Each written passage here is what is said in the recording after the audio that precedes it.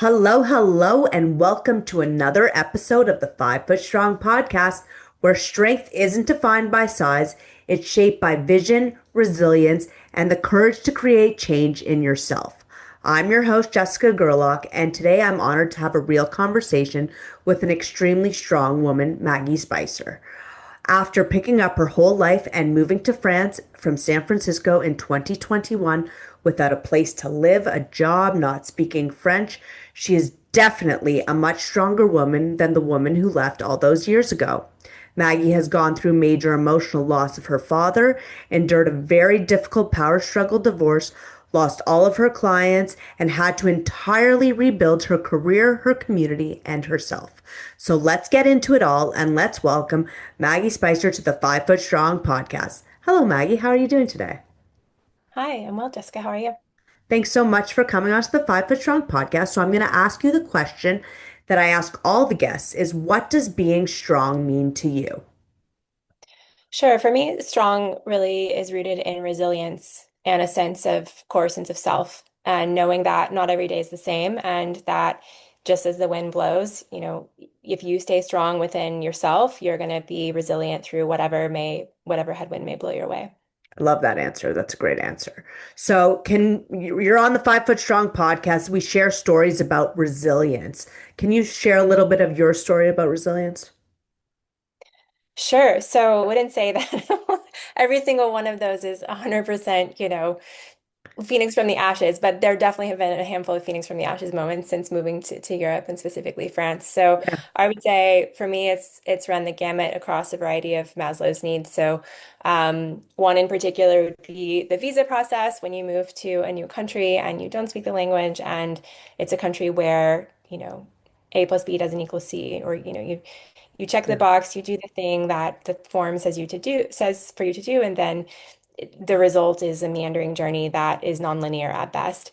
And Mhm. so I'm still quite a few years in now without a formal answer from the French government, which I know a lot of people have their own version of trials and tribulations with the French administration. But yeah, So take you it back to 2021. Where what made you leave San Francisco?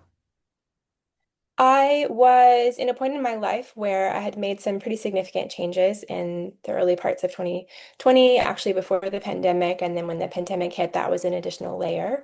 Mhm. And I was living in a fairly um, socially avoidant city at that time. A lot of people were uncomfortable, even meeting up for walks because a lot of people still didn't understand how COVID was transmitted and were concerned about catching COVID or getting it again. Um, and I felt, because I was already going through some major life transitions then, that it was hard to maintain community and or change and build a new community because the times as they were just Yeah. so unique, as we all know. Um, and I'd also sunset a couple of businesses, and then the business that I'd had well, I still have the business, but at that point, the business had been very heavily focused in-person experiences and events. Mhm. And so it was a very quiet time in that chapter professionally, although I did launch some other projects during that time that actually made it quite an interesting time for me professionally and personally. But in terms of why I left, I'd lived in Europe before, and I knew that I had wanted to return at some point, and had almost returned in 2017 to a different part of Europe. And then when that fell through, I re-anchored pretty strongly in San Francisco, bought a house, opened some brick and mortar businesses. And then in 2020, a lot of that was released. Mhm. So by 2021, having lived the pandemic life, I think I felt, I'm ready for a new challenge. And even though San Francisco is amazing and I have, the most stability in my life I've ever had, and, had just reset an apartment, got all new furniture, had a pretty, comfortable life as far as Maslow's needs are concerned, um, it felt like it was the time to make that change. And I don't know, I usually make a lot of decisions, excuse me, from my head. And this time it was more of a decision from the body, Yeah. which was Eh, important for me to listen to. Listen, it's always important to listen to your gut and to trust your instincts but just picking up your life and kind of, wanting that change and to challenge yourself, like that takes strength.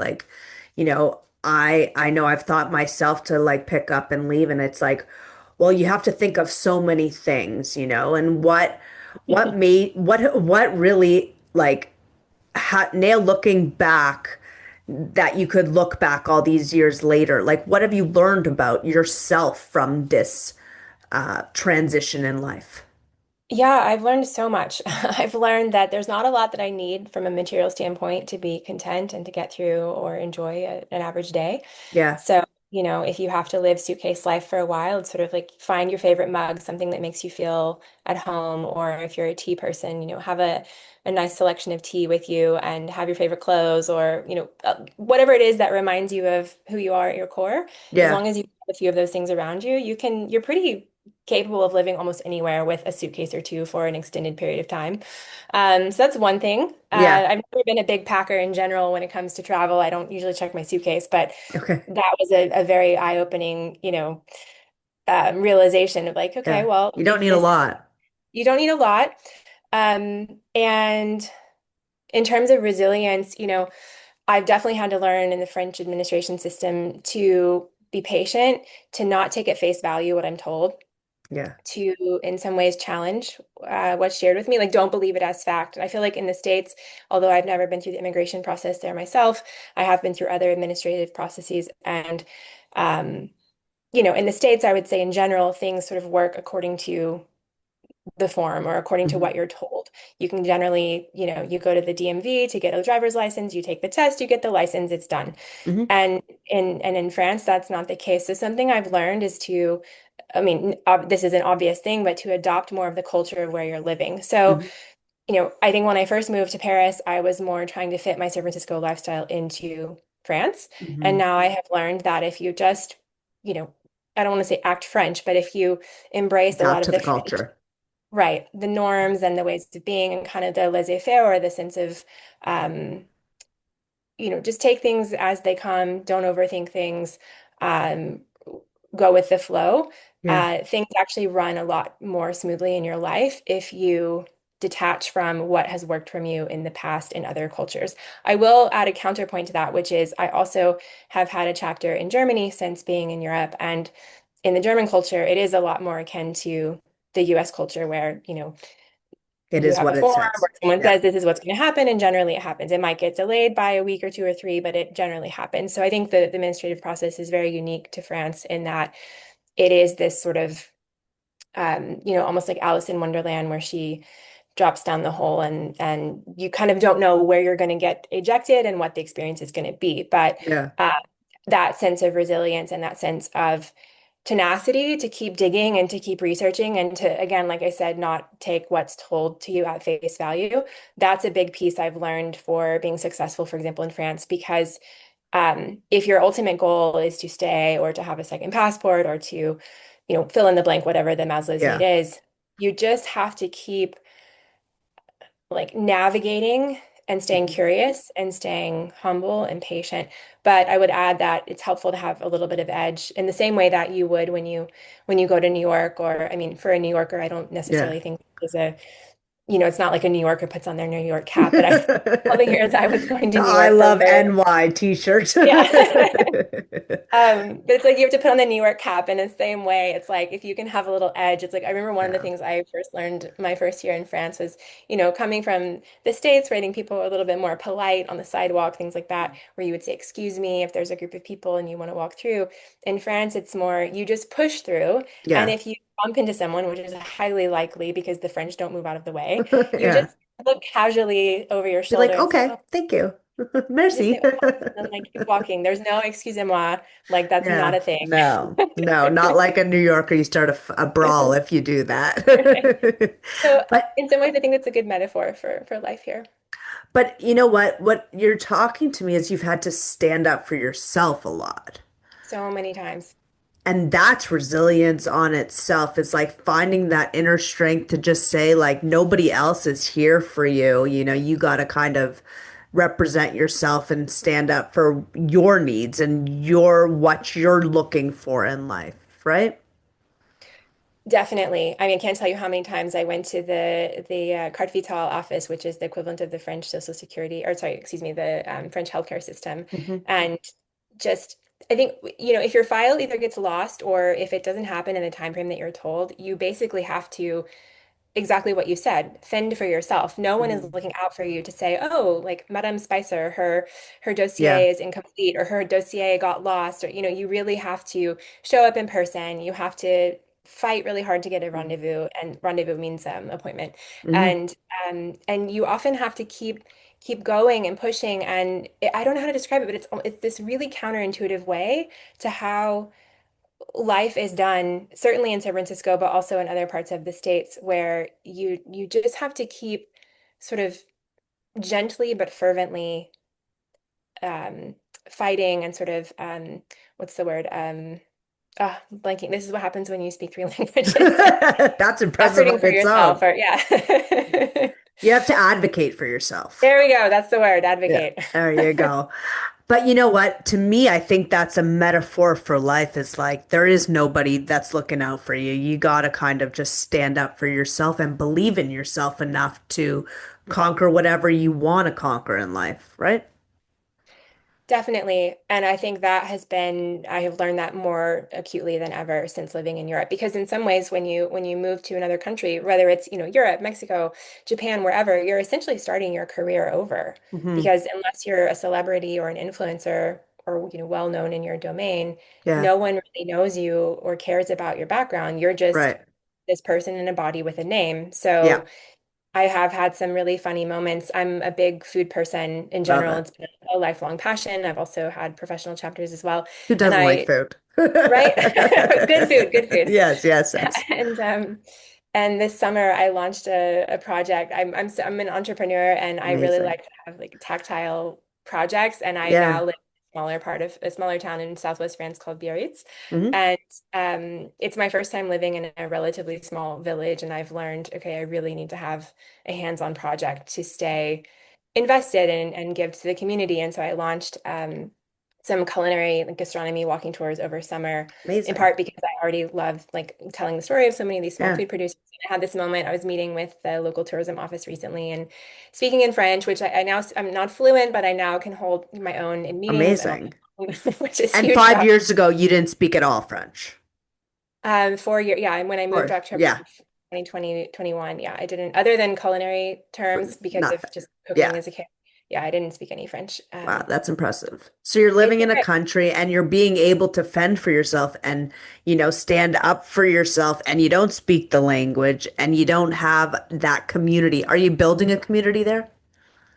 I am, definitely. I would say in some ways it's easier to build community in Paris because it's Yeah. more international and, it's a city where people are coming and going. There are lots of conferences, exhibits, etc. Hmm. International food scene. Here it's a little bit smaller and people come more for the surf or to have, to raise a family or to have a quieter, calmer lifestyle. So it's very seasonal. It's, the summer season and the winter season, but definitely building community. I've launched several local groups and initiatives locally. What I was going to say from the tourism office before is just that I talked about the tours, I shared with the woman, and then at the end of the pitch, she essentially asked me, well, what degree, like what qualifications do you have professionally to lead these culinary tours? And I just Yeah. had this moment where I was it's like when you move from when your whole life you're known for this one thing, whether it's Hmm. professionally or personally, people ping me, weekly looking for Hmm. restaurant recommendations or hotel recommendations.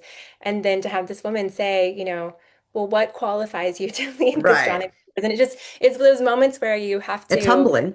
it's humbling and you have to remind yourself, like, okay, yes, no one knows me here. I mean, okay, Yes. yes, people know me, but you know what I mean? It's like you're again, Yes.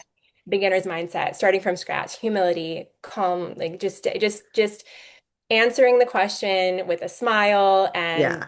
a sense of calm. And anyway, those are funny moments that remind you of the journey and how far and how where you were and where you are. And the great Um, thing is you're on your own, you're on a very unique journey. Like not a lot of people, are going and doing what you're doing and adventuring out and speaking a new language and moving to a new city. Like change is very scary for a lot of people. Like how do you deal with change? Change is tricky. So I am pretty attuned to energy and energetics. And sensing, and I'm one of those people who can walk into a room and I can sense the mood and the overall Yeah. tone, how people are feeling, what the vibe is. Yeah. And I find that to be helpful because, again, as you're navigating a different culture, a different language, a different orientation of how things are done, even how you structure an email, the etiquette when you enter a restaurant or a Yeah. museum. I mean, I often think of Japan, and there's so much incredible etiquette, like social Yeah. etiquette in Japan, that I really appreciate and admire. Um, in terms of change, going back to resilience and being that, solid tree almost that sways Hmm. in the wind but doesn't get uprooted. For me, I have a strong meditation practice. I'm also a runner. Now Amazing. that I live close to the ocean again, I swim several times a week, and in winter I do cold plunges. So I find that activities like that either get your heart rate up or get oxygen moving through your body, things that also take your breath away. Like I went Hmm. hiking, for example, one day. There's a lot of great trails here, and there was a Yeah. part of the climb that I didn't realize you had to literally sort of 50-50 make it or die. Okay. Yeah. Um, stay on the side of a rock, and it Yeah. was just as scary to go backwards as it was to go forwards. Yeah. And it was starting to rain, and I didn't have the right shoes, and the grips were like not very grippy. And I But just you had this challenge moment. yourself. Yeah, I had this moment where I was like, all right, if this is it, like 50-50. Um, and so in terms of change, it's like sometimes when you're having really hard days here, which I have definitely had many hard days in the past 4 years, Yeah. um, reminding yourself that this too shall pass. Yeah. The wind will blow a different direction. That's one of the great things also living coastally is the weather patterns are constantly shifting. The weather report is always, they're often inaccurate, because Hmm. you're coastal. And Yeah. so using that as a metaphor for when there are challenges or perceived setbacks. I mean, I am a believer that um, well, there are different ways I could share that, but I'm a believer that, whatever is showing up in your life is generally meant as a teacher. And if Yeah. you reframe the mindset and the perspective around that, rather than, oh, this thing is happening to me, or here we go again with like XYZ, rabbit hole to chase, it's actually usually a lesson in something, whether it's curiosity or holding the mirror up to you or having it like forcing you to see a different perspective that you didn't see. Yeah, I completely agree with that. I believe that everything kind of happens to you for a reason in that sense. But to be taught something, you don't like, there's a learning experience in everything we do. Well, and this concept, I'm not sure if you're familiar with it. It's called pronoia, which is the Okay. opposite of paranoia. Pronoia is the sense that everything is happening for you. Yeah. So again, whether you're standing in a line or you're in traffic and there's a delay or, the bird poops on you or Yeah. whatever, it's like, Yeah. how is this happening for me? What is it? What is What is it it teaching me? shifting? What is it teaching or what is it Yeah. delaying me from or, speeding me up towards? Yeah. And I've really found that to be helpful in my time here, um, as well as making sure that I get plenty of time in nature. Yeah. So you said you had, of course, everybody has bad days, but this is a journey that you're on. How have you dealt with those bad days? Like, have you focused on your mental health, like besides those activities that you do? Yeah, so with mental health, I find it again helpful to spend time in nature or to be tactile. So if I'm having a difficult day, I might I say force because sometimes you literally have to, you know, In the parent your brain, adult yeah. self and your inner Yes. child and say, okay, we are going for a walk now. We're going to go Yes. walk to the sunset, leave the phone at home, Yes. have a little tour, calling a close friend who's maybe known me for a long time. Other times I'll write or I'll try to do something again tactile. So picking up an art activity or creative activity or freeform writing is helpful. Amazing. Um, Otherwise, with health, I mean, part of it too is looking at your diet and what you're eating, Yeah. and if you're having either a lot of caffeine or sugar, and there are a lot of hidden sugars in foods, especially processed food or food that you don't know how it's prepared, Yep. or when you eat out in restaurants a lot versus cooking at home, those things actually really impact your chemical makeup internally and your Yeah. thoughts, how you feel, if you're lethargic or awake. And so, if I know that I'm having a tough chapter or series of days, I might have a more, this sounds super nerdy, but like a more paleo diet or something that's Yep. going to really ground I'm a me. trainer, so I get it. Like Okay. I tried the paleo thing. I've done it all. Yeah. Eating root vegetables, Yes, yes. that's And really whole grounding. foods, that what comes from Right. the ground, that's the most Yep. important, What's I in always say. season. Yeah. organic or not Yeah, sprayed. less processed foods, 100%. And what we eat affects our mental health as well. So it's important to take care of both. But, I'm sure in France it's maybe a little easier to eat better because the processed food's a little less. By and large, yes. However, coming Okay. from the SF area, I still feel so spoiled from those years with great Yes. produce and food. Just the Yes. quality of ingredients is already so high. And I Yes. used to go to a lot of farmers markets there. And it's funny because I will now say, like, confidently to a French person, like, don't take this the wrong way, but the produce in the Bay Area is actually better than France on Wow, average, that's an unpopular opinion, I'm It's sure an for many. unpopular statement, yes. Yes. But I find it to be true. But you know what? It's great that you went that way. Like if you're in San Francisco, it's very easy to not eat well, eat too. So you made those choices to eat good food that comes from our world and our earth, and that just it affects our brains, it affects our bodies, and we only have one body to take care of.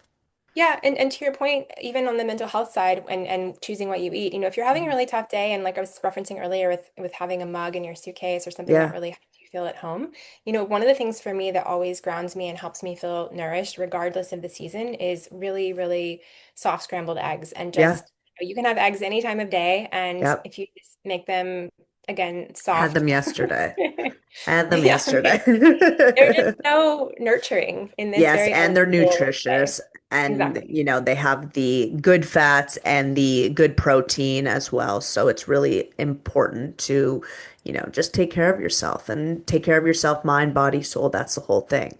So before we end, I just want to ask you if you can share a tip for someone who is going to make a big change in their life and, maybe wants to pick up from San Francisco and, move to France. Sure. I would say you don't let whatever fears, because there are definitely going to be fears that pop up in the brain. The brain is reptilian and it wants to Mhm. keep us safe and it wants to keep us, relatively small. Yeah, Um, Take it in as information, maybe start a thought journal yeah, and just take it as information in the same way that meditation would teach you to observe the thought rather than believe the thought. I mean, that is something that I still practice daily is, you might have a thought or a feeling, but if you really just look at it objectively and say, you know yeah, what, I'm not gonna like push the thought away or necessarily disagree with the thought. I'm just gonna question it, put it aside, might come back to it later. And I yeah. think the more someone can build that muscle to rather than think of all the things that could go wrong or all the things they might miss, Right. um, to think about all the things they might gain. And you might say, well, there are a lot of unknowns there, there's a lot of uncertainty. But I've found that generally in life, the most rewarding experiences come from those which are unscripted. And so if you are Good curious job. about taking a Yes. leap of faith, especially something as big as moving, halfway across the world, Yeah, first of all, unless you're fleeing, war or a significant, negative chapter in your life, you can always go back. yeah, It might not look the same, it might not feel the same, it might not taste the same. I mean, every time I go back to San Francisco to visit, it always feels a little different. yeah, And that's not to be feared. And if anything, I also feel that you, while speaking from personal experience, learn so much more experientially than reading about it or looking it on Instagram or fantasizing about what it might feel like. yeah, So if it's something that feels overwhelming to, of course, move your entire life, perhaps you go for 6 months, or maybe you don't want to take a visa, so you go for 3 months, or you go for a year and you dip your toe in. And if that's not feasible to have sort of a 50-50 or a 25-75 experience, and you yeah, do have to fully decide, you know, something I would say from experience is put your things in storage, yeah. back to them, make decisions as you go. You don't have to, it doesn't have to be black and You don't white. have And to I be think all overwhelmed either. exactly, you don't have to be Yeah, overwhelmed. And a lot of people are really not going to understand what you're doing. They're not going to understand why you're leaving, why now, why in this way, is this other place better, you know. And I think again, as long as you're strong in your core of if there's a quiet voice inside, that means your intuition is speaking to you. And if you listen to that intuition and give it a chance to take up more headspace and more room, eventually it is going to balance more of those fears. And again, on days that maybe the fears are a little stronger or more outweighing the other, I think pulling back within yourself. And as someone who often likes to talk with friends or trusted advisors in my life, I find that actually it's better, especially in those bigger decisions, those life moments, to not talk to, I mean, of course, talk to those people, Yeah, but if it's something that might influence you one way or another, to actually set aside time within yourself, like time for yourself, listening to yourself before you yeah. have those conversations, so that you know what your truest internal compass is before you have those conversations that might, you know, speak to the fears or Well, I think encourage that you to. goes to believing in yourself. In the end of the day, just believe in yourself, believe into your intuition, believe in your gut. And everybody's on their own journeys. Nobody, some people won't understand you, but that's okay. That's okay. Well, I want to thank you so much, Maggie, for coming on the 5 Foot Strong podcast. You know what? I think your journey is very eye-opening, and it's taught you that like you are strong. You've done a lot of things that a lot of people couldn't do, and that takes strength and that takes inner strength. So I appreciate you for sharing your story and hopefully inspiring others to, live their authentic life as well. Thanks so much for having me, Jessica. And if it's helpful for anyone, I'm happy to speak with them about the journey if they decide to move abroad. Do you have a social you want to share, Instagram or anything? Sure. My personal is my name, so Maggie, Maggie, F like Frank, Spicer, Spicer. And Awesome. that's probably the best way to get a hold of me on social, otherwise LinkedIn. Amazing. Thank you so much. And if you guys liked this episode, please like, comment, subscribe, and share. And whether you're 5 feet tall like me or 7 feet tall, we are all strong in our own unique and beautiful ways. Have a great day and stay strong.